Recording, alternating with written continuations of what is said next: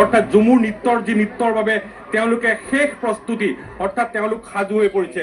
উৎকণ্ঠা সকলোৰে মনত কেই মুহূৰ্তমানৰ পিছতে প্ৰধানমন্ত্ৰী আহি ইয়াত উপস্থিত হ'ব আৰু তাৰ পিছতে যি মূল অনুষ্ঠান সেই অনুষ্ঠান উপভোগ হ'ব। মই ষ্টেডিয়ামৰ বহু লোক আছে, মই কেইবাজন কানু মোৰ লগত থাকিব, মই দেখুৱাই থাকিম, পৰিৱেশ দেখুৱাই আছো। এক সুন্দৰ দৃশ্য, সুন্দৰ পৰিৱেশ।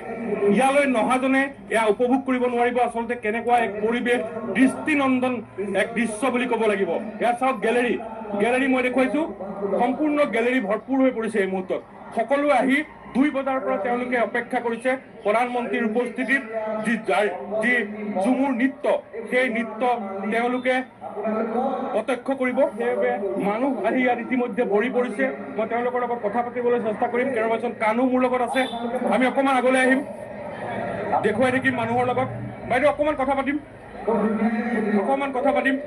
ক'ৰ পৰা আহিছে আপুনি? মই গোলাঘাটৰ পৰা। কেনেকুৱা লাগিছে দেখি?